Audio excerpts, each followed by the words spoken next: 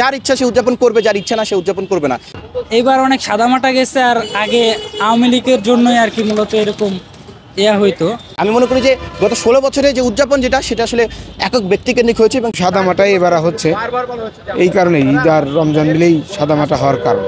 সব জায়গায় শুধুমাত্র শেখ মুজিব প্রত্যেকটি দিবসেই শেখ মুজিবের বিভিন্ন ভাষণ ছেড়ে দেওয়া, একদম রাত থেকে শুরু করে সারাদিন বাঁচতে থাকা, এই ধরনের জিনিসগুলো কিন্তু এখন আর নেই। গত 16 বছর আমরা আসলে যেটি দেখেছি যে আসলে বাংলাদেশে যে কয়েকটি আসলে বিশেষ দিবসগুলো রয়েছে, বিশেষ করে মুক্তিযুদ্ধ কেন্দ্রিক, যেমন আপনি হচ্ছে 1952 সালের যে ভাষা আন্দোলনের বিষয়টির কথা বলেন, এরপরে 17 মার্চের কথা বলেন, 26শে মার্চের কথা বলেন, 16 ডিসেম্বরের কথা বলেন, বা এই যে মুজিব পরিবার কেন্দ্রিক যে দিনগুলো ছিল, যেমন 15ই আগস্ট বা শেখ রাসেলের জন্মদিন বা অন্যান্য যে দিনগুলো ছিল, সেগুলোতে আমরা আসলে দেখেছি যে আসলে সরকার কর্তৃক আসলে বাজেট ঘোষণা করে প্রত্যেকটি শিক্ষা প্রতিষ্ঠানে কিন্তু আসলে বাধ্যতামূলক আসলে অনুষ্ঠান করার জন্য তাদেরকে আসলে বাধ্য করা হতো, বা বিভিন্ন সরকারি প্রতিষ্ঠানগুলোতে কিন্তু আসলে অনুষ্ঠান করা বাধ্যতামূলক ছিল।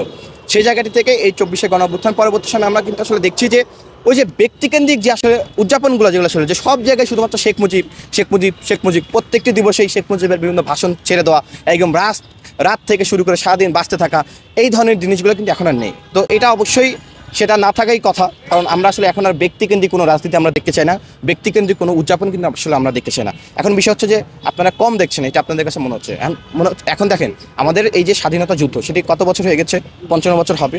তো সেই জায়গাটি থেকে এই যে যারা আসলে সেই সময় আসলে যুদ্ধ করেছেন, জয়লাভ, যারা আসলে ভূমিকা রেখেছেন সেই মুক্তিযুদ্ধে, তাদের যে স্পিরিট, আমাদের এখন কিন্তু নতুন একটা জেনারেশন, জেনজি জেনারেশন, বা এরপর আসছে আলফা এবং বিটা, এই জেনারেশনের যে স্পিরিট, সেটিকে একেবারে কি একরকম থাকবে? অবশ্যই থাকবে না। 55 বছর আগে যে মুক্তিযুদ্ধ হয়েছে, সেটির যে আপনার মুক্তিযুদ্ধের যে স্পিরিট, সেটিকে ধারণ করে অবশ্যই আমাদেরকে সামনের দিকে এগিয়ে যেতে হবে, কিন্তু সেটি নিয়ে আসলে বাড়াবাড়ি করার কোনো কিছু নেই বলে আমি মনে করছি। এখন দেখেন যে প্রত্যেকটি রাজনৈতিক দল থেকে কিন্তু আপনার হচ্ছে জাতীয় যে স্মৃতিসৌধ, সেখানে কিন্তু আসলে গিয়ে আপনার যারা শহীদ হয়েছেন তাদেরকে শ্রদ্ধা সম্মান জানানো হয়েছে।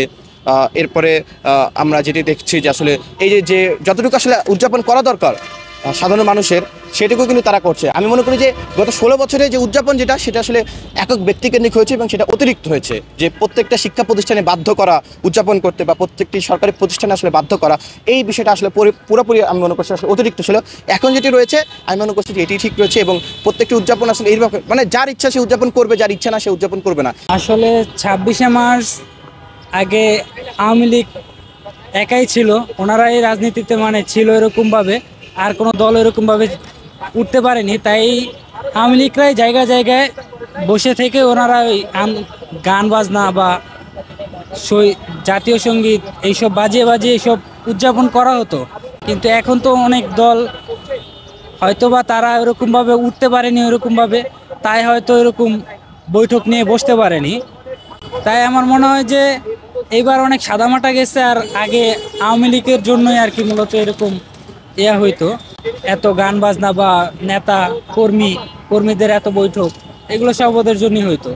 তাই এইবার সাদামাটা গেছে কেন আমি ঠিক ওরকমভাবে বুঝতে পারতেছি না।